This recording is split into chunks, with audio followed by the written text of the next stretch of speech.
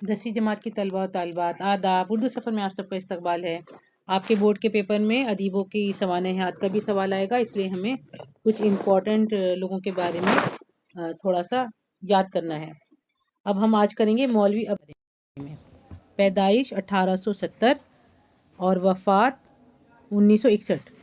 1870 यानी 1870 और 1961। मौलवी अब्दुल हक का नाम उर्दू ज़बान और अदब की तारीख़ में सुनहरे हरफों में लिखा जाएगा। मौलवी साहब ने अपनी सारी ज़िंदगी उर्दू ज़बान की खिदमत में वक्फ़ कर दी, यानी गुजार दी। वो सरावो ज़िला गाज़ियाबाद में 20 अगस्त 1870 को पैदा हुए। मौलाना ने बुनियादी तालीम घर पर ही हासिल की। पढ़ने का बहुत शौक़ था, लिहाजा अलीगढ़ चले गए और 1894 यानी 1894 में मुस्लिम यूनिवर्सिटी से BA का इम्तिहान पास किया। आपने अरबी और फ़ारसी की भी आला तालीम हासिल की। हुसूल तालीम के बाद मुलाजमत कर ली और पंजाब और हैदराबाद में अहम ओहदों पर फाइज रहे। कुछ दिन उस्मानिया कॉलेज और औरंगाबाद के प्रिंसिपल रहे। वो उस्मानिया यूनिवर्सिटी में शोबे उर्दू के प्रोफेसर और सदर भी रहे। मौलाना ने हर जगह ईमानदारी से अपनी जिम्मेदारियों को निभाया। मौलाना तमाम उम्र उर्दू की खिदमत करते रहे, इसलिए आपको बाबाए उर्दू के खिताब से नवाजा गया। ये आपको लाइन ज़रूर याद करनी है, क्योंकि आपका ये सवाल मल्टीपल चॉइस में भी आ सकता है कि बाबाए उर्दू का खिताब किसको दिया गया। तो आप इसका जवाब लिखेंगे मौलवी अब्दुल हक को। तक़सीम हिंद के बाद आप पाकिस्तान चले गए और मरते दम तक उर्दू की खिदमत करते रहे।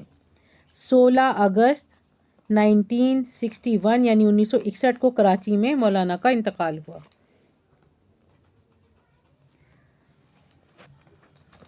मौलवी अब्दुल हक एक ऐसे घुड़सवार थे जो तहकीक, सवाने निगारी और लुग़त नवीसी के घोड़े पर सवार होकर उर्दू ज़बान को फ़तह करते रहे।